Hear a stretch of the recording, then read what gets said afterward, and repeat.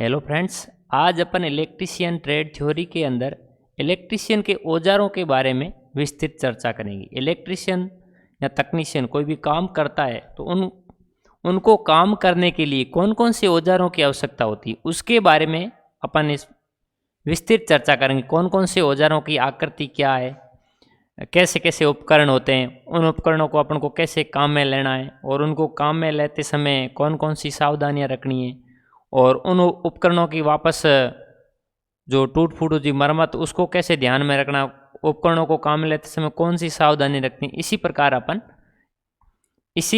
अपन इनमें सभी उपकरणों के बारे में चर्चा करेंगे।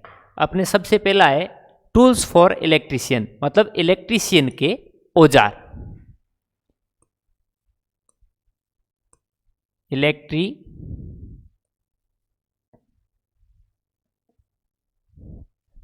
टूल्स फॉर इलेक्ट्रीशियन मतलब क्या हो रहा है, एक मिनट, के औजार। इलेक्ट्रीशियन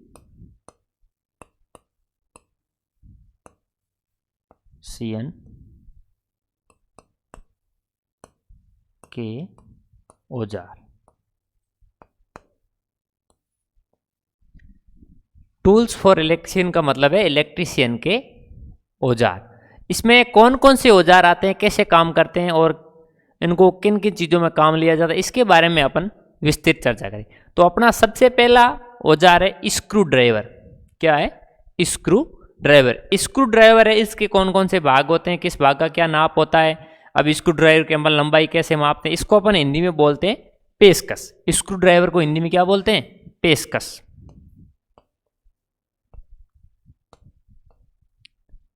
इसको अपन हिंदी में बोलते हैं पेचकस। अब ये पेचकस है तो इलेक्ट्रीशियन जब अपना काम करता है तो अलग अलग काम करने के लिए उनको अलग अलग पेचकस या स्क्रू ड्राइवर की जरूरत होती है। अब कुछ उपकरण मेरे पास है, मैं आपको दिखाता हूं। ये है अपना स्क्रू ड्राइवर। ये अपना स्क्रू ड्राइवर है।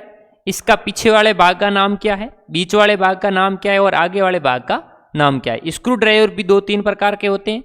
अब इनका पेचकस का स्क्रू ड्राइवर का कार्य क्या होता है, ये पेचों को, विभिन्न प्रकार के पेच होते हैं, उसको खोलने कसने के लिए स्क्रू ड्राइवर का प्रयोग किया जाता है। अब इसकी लंबाई होती है, जो कार्यशाला में स्क्रू ड्राइवर होते हैं, इलेक्ट्रीशियन जो कार्यशाला होती है उसमें स्क्रू ड्राइवर 5 सेंटीमीटर से लगा के 30 सेंटीमीटर तक होते हैं।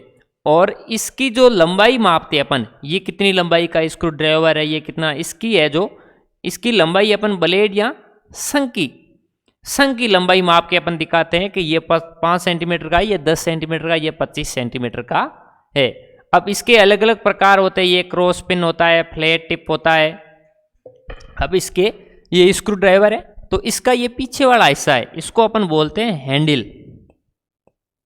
इसका जो पीछे वाला हिस्सा है इसका अपन नाम बोलते हैं हैंडल। और ये आगे वाला हिस्सा है इसको बोलते हैं बिट। और ये जो बीच वाला हिस्सा है, बीचों बीच, इसको बोलते हैं सैक। इसको बोलते हैं सैक। अपन इस स्क्रू ड्राइवर की लंबाई है, जो सैक की लंबाई, इसको सैक या ब्लेड भी बोलते हैं, सैक या ब्लेड की लंबाई नाप करके ही बता सकते हैं कि ये स्क्रू ड्राइवर कितनी लंबाई का है। अब इसके अलग अलग प्रकार, अब स्क्रू ड्राइवर के अलग अलग प्रकार भी है, फ्लैट टाइप है, क्रॉस टिप है, यू टिप है। अब इसके अलग अलग प्रकार है, जो flat tip, cross tip 1 number, 2 number, 3 number, you tip,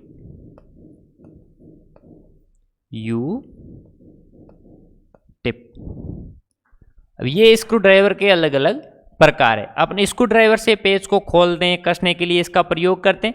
इसकी लंबाई जो सामने थे मैंने बता दी 5 से 30 सेंटीमीटर के मध्य होती है। और विद्युत कार के लिए 8 सेंटीमीटर से लगा के 30 सेंटीमीटर से एक लंबाई वाले फ्लैट टिप वाले पेचकस आवश्यक होते हैं। अब इसमें ये स्क्रू ड्राइवर अपन ने काम में ले लिया कि इसका काम है पेच को खोलना और कसना, लेकिन इसको काम में लेने के लिए अपन को क्या क्या सावधानियां रखनी चाहिए।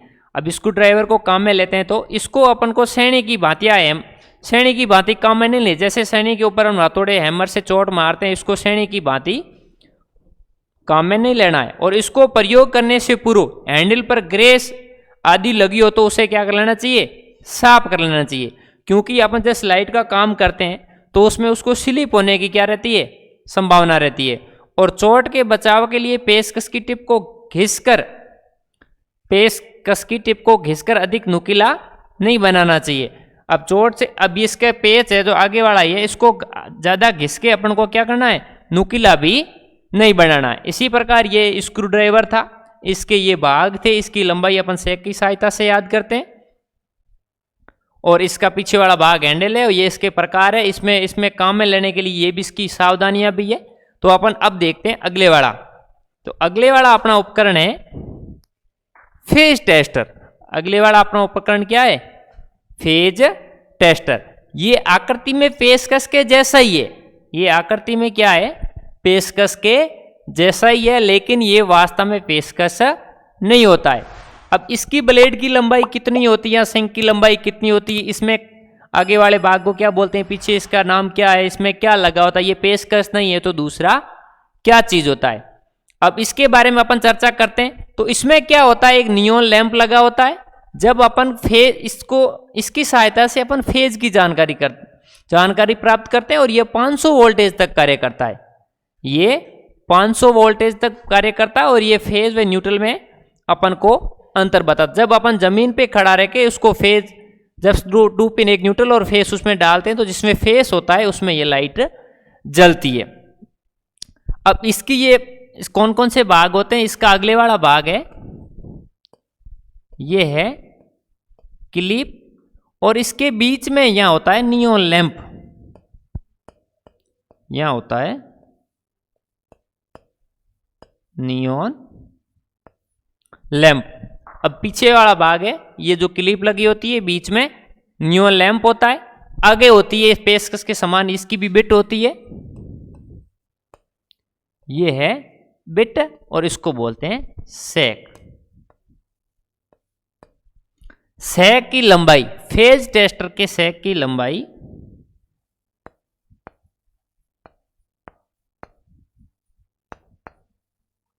फेज टेस्टर के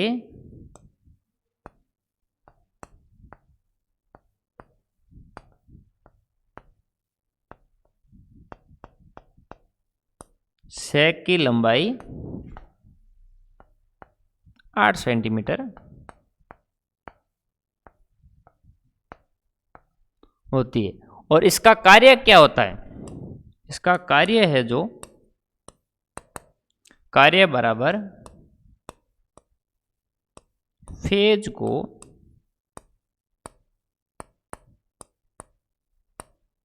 दर्शाना, कार्य बराबर फेज को दर्शाना। अब इसको अपन काम में लेते हैं तो इसकी भी सावधानी अपन को रखनी पड़ती है। अब इसका ये कितने वोल्टेज तक काम करता है, ये है 500 वोल्टेज तक कार्य करता है। इससे अधिक वोल्टेज के लिए, इससे अधिक वोल्टेज के परीक्षण के लिए इसका उपयोग नहीं करना चाहिए। इससे अधिक वोल्टेज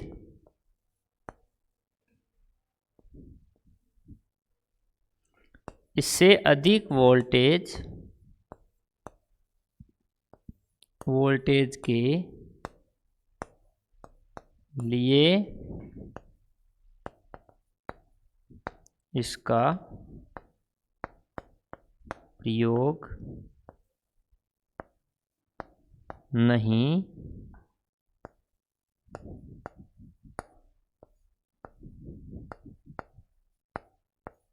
करना चाहिए।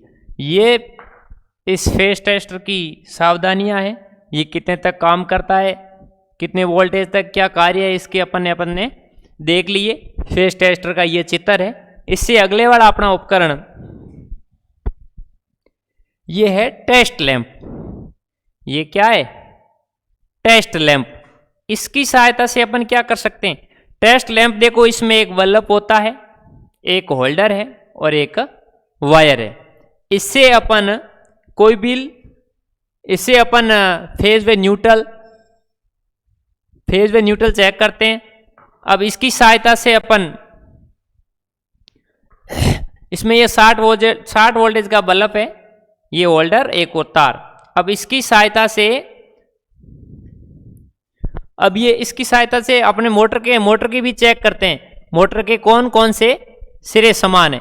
अब बल्ब किसी में कम जलता है, किसी में ज़्यादा जलता है, इसी के अनुसार अपन इसमें चेक करते हैं। तो विद्युत प्रवाह होता रहता है इसमें। जब बल्ब जलता है तो विद्युत प्रवाह होता है, तो उसकी सहायता से अपन कौन कौन से सिरे सेम है, कौन कौन से सिरे अलग है, इसकी सहायता से इसमें करते हैं। अब इससे अगले वाला अपना उपकरण है, अगला उपकरण अपना पोकर। अगला उपकरण अपना पोकर। ये पोकर का क्या कार्य करता है? ये पेचकस के जैसा ही दिख रहा है, लेकिन वास्तव में पेचकस नहीं है। ये पेचकस से मिलती जुलती आकृति है, लेकिन ये पेचकस नहीं है। ये क्या करता है? पोकर लकड़ी में छेद करने के लिए काम आता है। इसकी जो टिप होती है, जो आगे से क्या होती है? नुकीली होती है, और पीछे की ओर ये चौकोर हो जाता है। पीछे ये चौकोर, ये इसका पीछे हैंडल है, ये लकड़ी का बना होता है। और इसके जो सेक की लंबाई है वो 20 सेंटीमीटर होती है। ये इसका उपयोग लकड़ी की फिटिंग में पेच कसने से पूर्व पेच के खांचा। अब जैसे लकड़ी की कोई भी फिटिंग करते हैं, उसमें अपन कोई पेच कसते हैं, तो उसको कसने से पूर्व उसका जो खांचा बनाते हैं, खांचा बनाने के लिए इसका उपयोग करते हैं पोकर का। किसका उपयोग करते हैं अपन? पोकर का। अब इसमें पोकर का ये भाग है हैंडल, ये भाग इसका है हैंडल, और ये भाग है इसका सेक। ये हैंडल, ये भाग इसका सेक, और इसको बोलते हैं टिप। आगे वाले भाग को बोलते हैं टिप। पोकर के कार्य मैंने आपको बता दिए। कार्य क्या है? लकड़ी में पेच कसने से पूर्व या फिटिंग करने से पूर्व छोटा खांचा बनाने के लिए। इसका कार्य अपन देखते हैं, कार्य और सावधानियां। इसका कार्य लकड़ी में पेच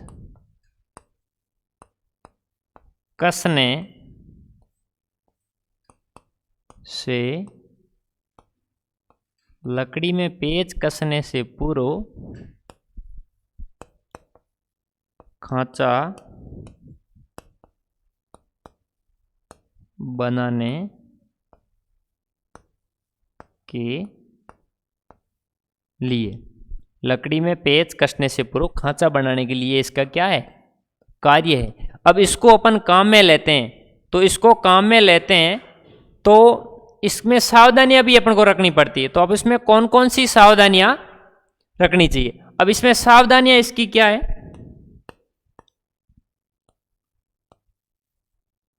इसकी सावधानियां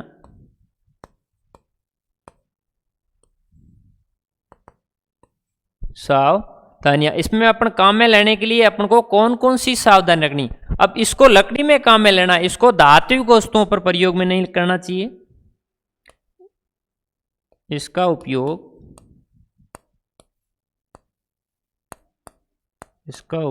धात्विक वस्तुओं पर नहीं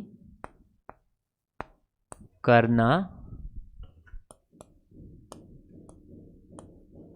चाहिए। इसका प्रयोग है जो धात्विक वस्तुओं पर नहीं करना चाहिए। इसका ये 1 नंबर। 2 नंबर क्या है? इसके आगे वाला भाग जो टिप है, ये नुकीली और पीछे से चौकोर होनी चाहिए। यदि ये नहीं है तो इसको क्या करना, आगे से नुकीली और पीछे से चौकोर बनानी है। इसके आगे वाला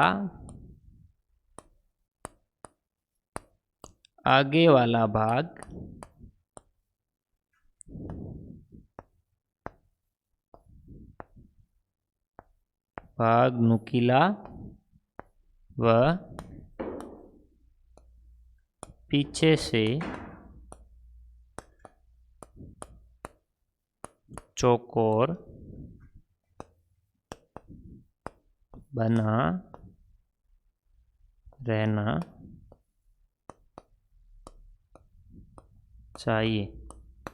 अब इसके आगे वाला भाग, मतलब ये आगे से नुकीला होना चाहिए और ये पीछे से चौकोर होना चाहिए, जिसकी सहायता से अपन इसको लकड़ी में आसानी से धकेल सकते हैं। वैसे इसकी दूसरी भी अलग भी और भी सावधानियां रखनी है। इसको अपन को पेचकस की तरह उपयोग में नहीं लेना है। इसके ऊपर धीरे धीरे चोटें, ज़्यादा चोट भी नहीं देनी है। अब इससे अपने अगले वाला उपकरण है अपना, ये है कॉम्बिनेशन प्लायर। अपन इसको मारवाड़ी में क्या बोलते हैं, पकड़। इसकी सहायता से अपन कॉम्बिनेशन प्लायर या पकड़, इसकी सहायता से अपन कोई भी काम कर सकते हैं। अब इसमें इसकी सहायता से इसका प्रयोग है तारों या केबलों के जो भी भाग होते हैं उसको जकड़ने, तोड़ने, ऐंठने, मतलब उसको काटना है, जोड़ना है, अपन को कुछ भी करना है। अब ये पकड़े, इसमें स्टील के, इसकी सहायता से अपन स्टील के तारों को भी काट सकते हैं।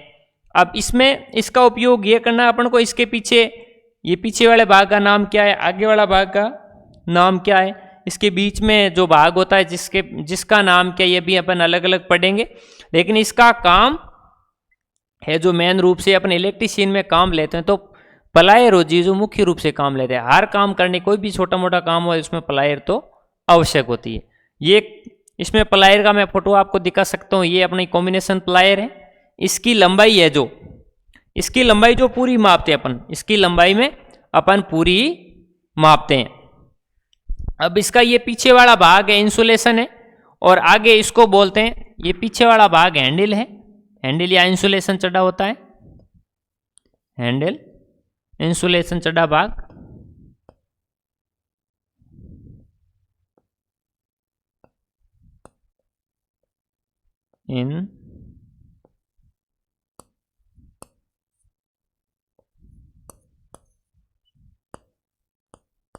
इंसुलेशन, ठीक है। इसके बीच वाला भाग है, बीच वाला भाग पिवेट, और आगे इसको जो भाग होते हैं, जो दो टांगे होती है, इसको बोलते हैं जो। क्या बोलते हैं, जो। इसके आगे जो भाग टांगे होती है इनके जो। इसका कार्य क्या है, इसकी सावधानियां क्या है, इसका कार्य ये है। अब इसकी लंबाई क्या है, इसकी लंबाई 160, 190, 210, 250 मिलीमीटर लंबाई में उपलब्ध। इसकी लंबाई है जो अपन यहाँ लिख सकते हैं, लंबाई में ये 260, 290, 210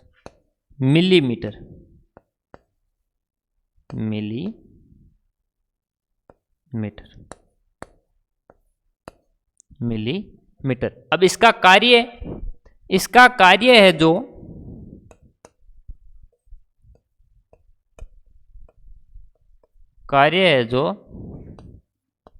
तारों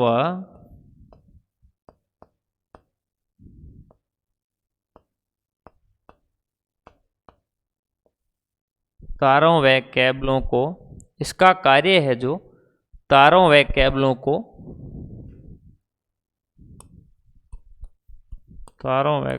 को पकड़ने,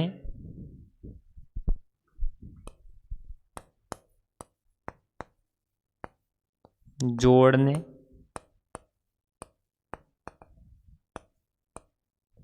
तोड़ने आदि। इसकी सहायता से अपन तारों व केबलों को जोड़ सकते हैं, तोड़ सकते हैं, पकड़ सकते हैं। इसका एक कार्य भी और है, इसकी सहायता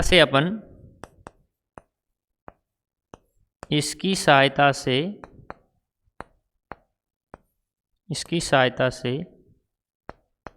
धातु की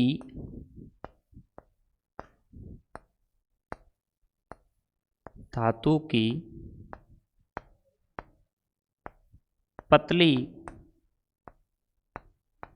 चद्दरों को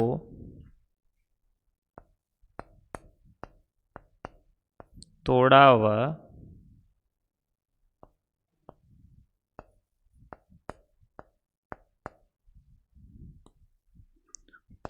मोड़ा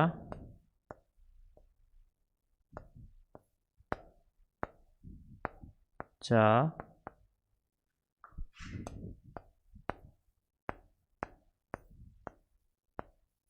सकता है। ये इसके हो गए कार्य। अब इसकी सावधानियां क्या रखनी है?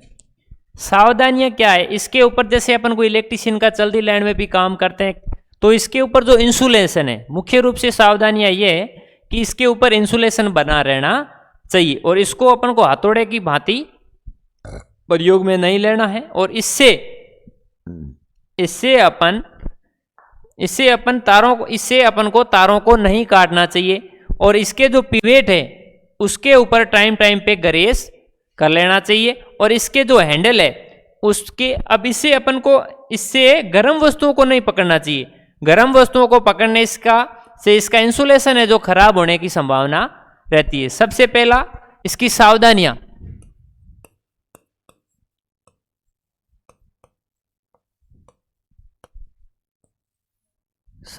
क्या है? इसके ऊपर इंसुलेशन बना रहना चाहिए।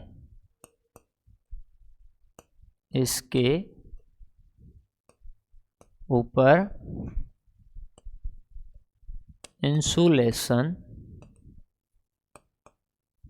ऊपर इंसुलेशन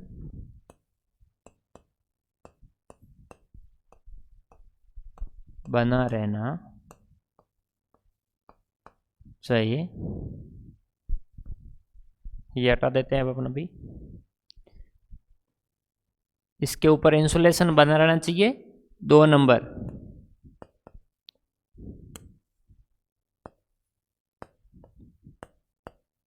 इससे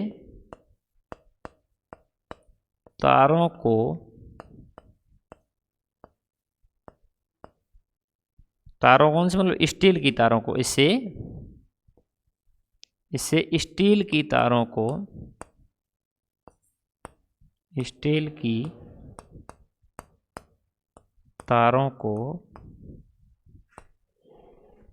नहीं काटना। इससे अपन को स्टील की तारों को नहीं काटना चाहिए। अब इसका तीसरा अपन लिखे तो इसे अपन लिख सकते हैं, इससे गर्म वस्तुओं को नहीं पकड़ना चाहिए।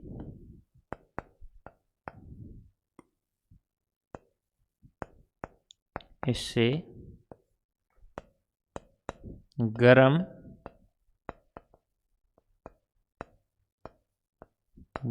वस्तुओं को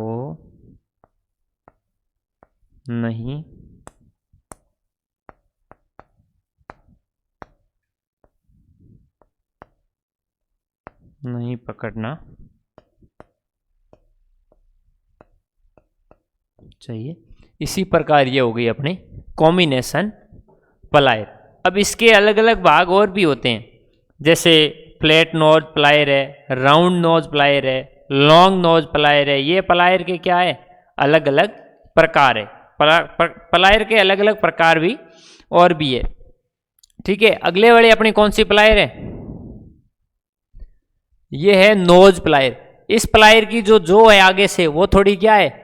लंबी है। मैंने आपको बताया ना, इसमें ये प्लायर देख लो आप, ये प्लायर के ही प्रकार है सभी। ये अलग अलग प्रकार की प्लायर है, राउंड नोज, फ्लैट प्लायर, ये round knows plier, flat plier, विकर्ण, ये विकट की है, अलग अलग प्रकार की ये प्लायरों के प्रकार है। अब इसमें भी सेम ही है, इसके पीछे वाला भाग इंसुलेशन है, बीच में जो पिवेट है और आगे इसको क्या बोलते हैं? बिट बोलते हैं। ठीक है, इससे अगले वाला अपना, ये प्लायर से संबंधित पिछले में वो अपने देख लिया। इससे अगले वाला अपना है इलेक्ट्रीशियन चाकू। ये है इलेक्ट्रीशियन चाकू। इलेक्ट्रीशियन चाकू क्या काम करता है अपना? इसकी सहायता से इसमें दो ब्लेड लगी होती है, एक ब्लेड होती है जो तारों के ऊपर से इंसुलेशन हटाने के लिए क्या काम करती है, तारों से इंसुलेशन हटाने के लिए, और दूसरी ब्लेड है जो तारों के ऊपर जो इनेमल जम जाता है, जिसकी सहायता से अपन क्या तारों में करंट आने में थोड़ी समस्या रहती है, अपन लगाते हैं बैटरी के ऊपर वगैरह, तो अपशिष्ट पदार्थ जो जम जाता है उसको साफ करने के लिए दूसरी ब्लेड का काम कर लेते हैं अपन। अब पहला एक काम हो गया, दूसरी ब्लेड कम धार वाली होती है, जो इस एक ब्लेड तो तेज धार वाली होती है, उसकी सहायता से अपन क्या काट सकते हैं, तारों के ऊपर जो इंसुलेशन है उसको हटा सकते हैं, और दूसरी ब्लेड है जो कम धार वाली होती है, जो तारों के ऊपर इनेमल व गंदगी हटाने का कार्य करती है।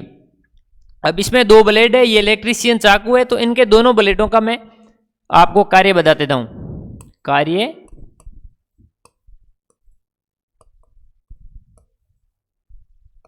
पहली ब्लेड यहां 1 नंबर, तारों के ऊपर से इंसुलेशन,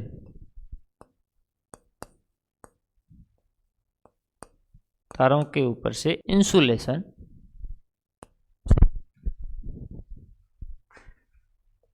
इसमें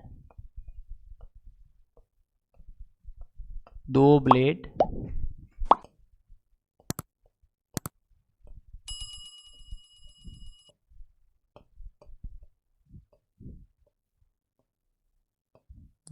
होती है। 1 नंबर, तारों के ऊपर इंसुलेशन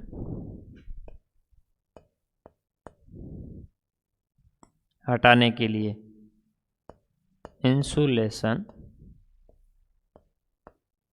हटाने के लिए। अब है जो दूसरी ब्लेड है जो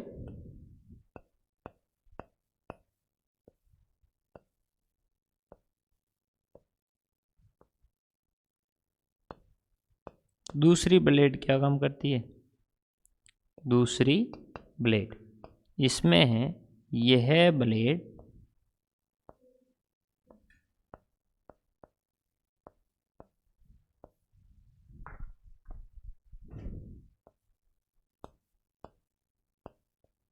ब्लेड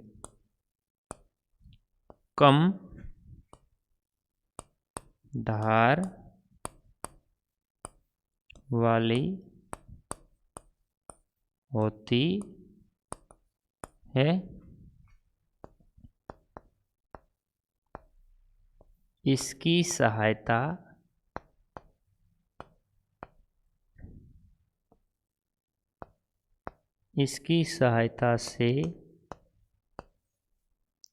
सहायता से तारों के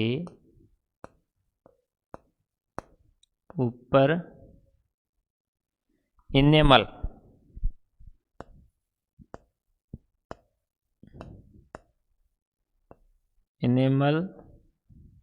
व गंदगी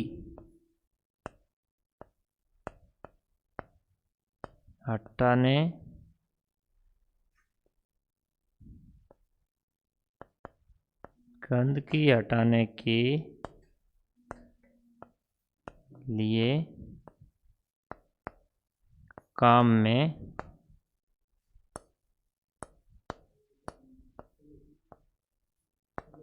लेते हैं।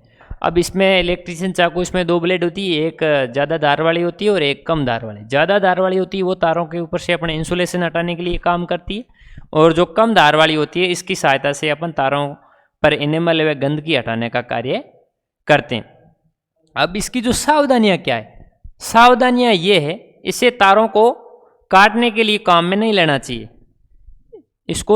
इसकी सहायता से अपन तारों को काटने में, जैसे नहीं कि इलेक्ट्रीशियन चाकू है, इसमें ब्लेड, इसकी ब्लेड की सहायता से अपन तारों को काटना शुरू कर दें। अब इसमें सावधानियां ये है कि इसको तारों को काटने के लिए काम में नहीं लेना चाहिए, और इसको प्रयोग करके अपन ने इसको काम में ले लिया तो इसको प्रयोग करने के बाद इसे बंद करके अपन इसमें जैसे काम में ले तो बंद करते हैं, तो बंद करने के बाद इसको टूल किट में रखना चाहिए।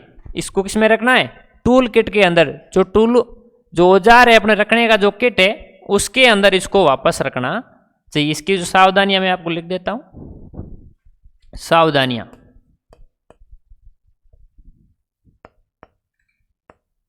सावधानियां,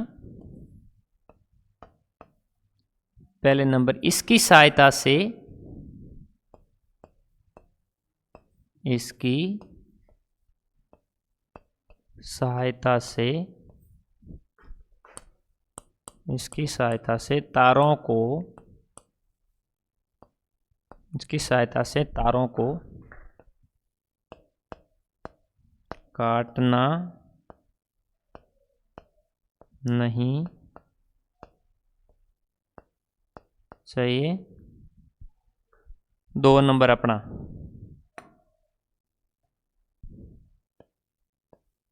दो नंबर,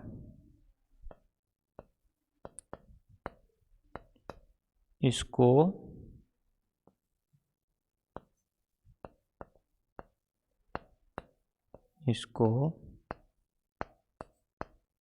प्रयोग में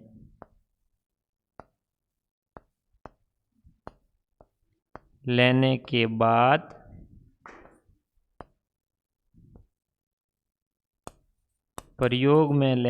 बाद वापस टूल किट में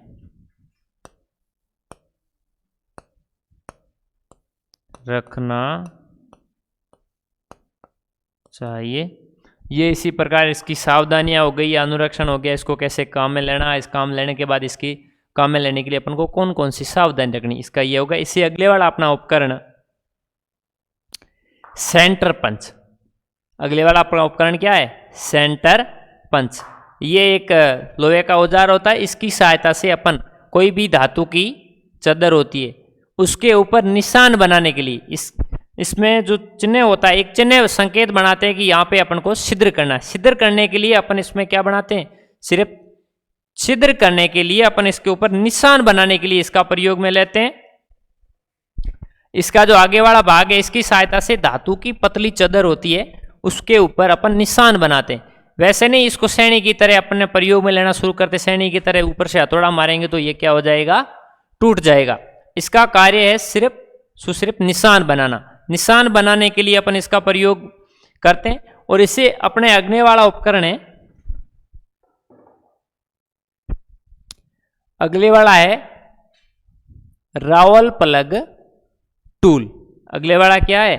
रावल प्लग टूल। ये इसके जो पीछे वाला भाग होता है ये टूल होल्डर होता है और आगे वाला भाग है जो टूल बिट होता है। ये पत्थर की दीवार में छेद करने के लिए काम आता है। ये क्या काम करता है?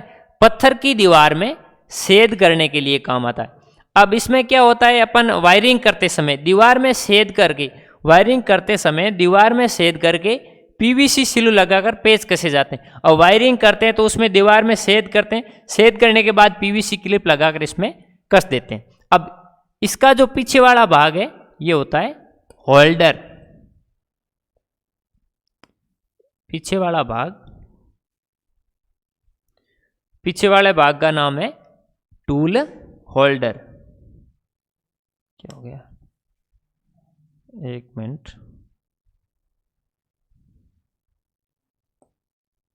पीछे वाला भाग अपना छोड़ो, इसको यहां लिख देते हैं। पीछे वाला भाग का नाम है टूल होल्डर।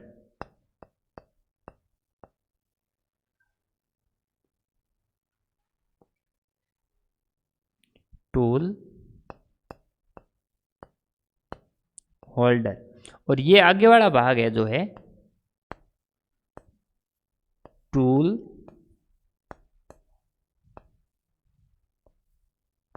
बिट। ये आगे वाला भाग क्या है? Tool bit.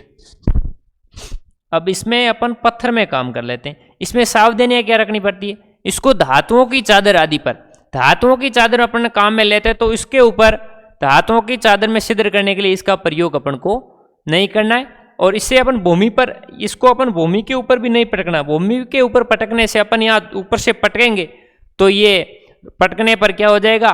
टूट जाएगा। अब इसका सावधानी अपन कार्य तो होगा, ये कार्य हो गया इसका कार्य लिख देते हैं और अपन सावधानियां भी लिख देते हैं। कार्य है पत्थर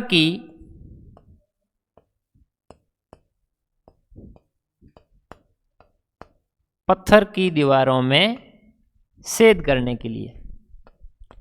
कार्य है पत्थर की दीवारों में छेद करने के लिए। और इसका सावधानियां, कार्य इसके हो गया। अब इसमें अपन लिखते हैं इसकी सावधानियां। सावधानियां क्या है अपनी?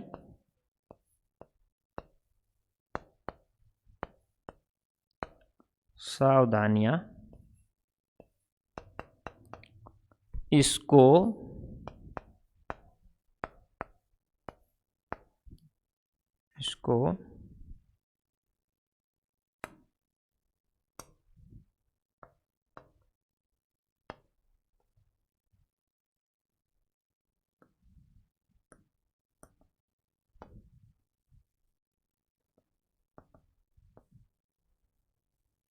इसको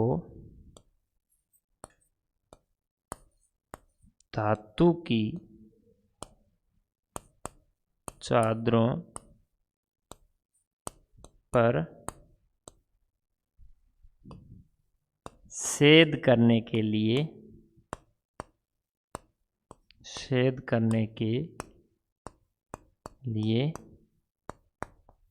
काम में नहीं लेना चाहिए। ये इसके कार्य हो गया और ये इसकी हो गई सावधानियां। अपना अगला उपकरण सीजल। अगला उपकरण सीजल, इसको बोलते हैं सैनी। सीजल इसको बोलते हैं सैनी। ये सीजल या सैनी आपको जो दिख रहे हैं, ये इसको बोलते हैं फर्मर सीजल और इसको बोलते हैं कोल्ड सीजल। ये लोहे की मजबूत होती है। लोहे की धातुओं पर अपन को मजबूत, जैसे लोहे की कोई भी मजबूत जैसे कोई प्लेट है, उसके ऊपर अपन को छिद्र बगड़ना, उसको अनावश्यक भाग है उसको काटना है, तो इसको अपन कोल्ड सीजल का उपयोग करेंगे। और जो लकड़ी वगैरह की कोई भी वस्तु है तो उसके लिए अपन फर्मर सीजल। अब इसका नाम है फर्मर सीजल। फर्मर सीजल। और ये है कोल्ड सीजल। कोल्ड सीजल एक फर्मर सीजल और दूसरी अपनी है जो है कोल्ड सीजल। इसकी सहायता से अपन कोई भी जैसे धातु होती है, ये ठंडी श्रेणी है, इसको हिंदी में बोले तो अपन मारवाड़ी में समझे तो ठंडी श्रेणी है। और इसकी सहायता से लकड़ी में अपन कोई भी छेद करते हैं ना, तो ऊपर हथौड़े से चोट देते हो तो ये क्या पतली होती है, तो लोहे की धातुओं पर काम में ये नहीं लेते। इसको फर्मर सीजल को केवल लकड़ी की वस्तुओं में लेते हैं और इसको लेते हैं लोहे की। इसके दो भाग हो गए। इसके जो पीछे वाला भाग है इसको हैंडल बोलते हैं, इसको फेरुल बोलते हैं। और आगे इसके ये हैंडल, फेरुल और ये इसका हेड है। और इसके आगे वाले भाग को कटिंग एज क्या बोलते हैं? Cutting edge. ये है जैसे इसका हैंडल लकड़ी का बना है, इसमें ये है इसका हैंडल, ये इसका हैंडल है। ये इसका पीछे वाला भाग है, इसको बोलते हैं हेड, सिर, हेड या सिर। इसको बोलते हैं अपन फेरुल, इसको बोलते हैं फेरुल। और इसका जो इसका अभी ये पीछे वाला भाग है हेड है, और इसके आगे वाला है कटिंग एज, इसको बोलते हैं कटिंग एज, मतलब काटने वाला भाग, कटिंग एज। ये इसके श्रेणी, ये श्रेणी के दो प्रकार हो गए जैसे मैंने लिख दिया, ये फर्मर सीजल और ये कटिंग सीजल। अब इसके कार्य क्या है? ये जब कोई भी लकड़ी की कटिंग करने के लिए तो फर्मर सीजल का प्रयोग करते हैं, और लोहे वगैरह की करते हैं तो कोल्ड सीजल का। अब इसको प्रयोग में कैसे लेना है, सावधानी पूर्वक कैसे पकड़ना है। इसका जो हेड है इसके ऊपर हम हथौड़े से मारते तो इसका ये पीछे वाला भाग जो मोटा हो जाता, उस मोटे अनावश्यक भाग को अपन को हटा देना चाहिए, नहीं तो क्या होता है चोट वगैरह लगने की संभावना रहती है। अब इसको काम में लेना है, कैसे काम में लेना है इसको काम में लेने, इसके रख रखाव के लिए अपन को कौन कौन सी सावधानी रखनी चाहिए। इसके कार्य तो हो गए किसी भी भाग को काटने के लिए, अनावश्यक भाग को काटने के लिए। इसके कार्य क्या हो गए, कार्य इसका हो गया अनावश्यक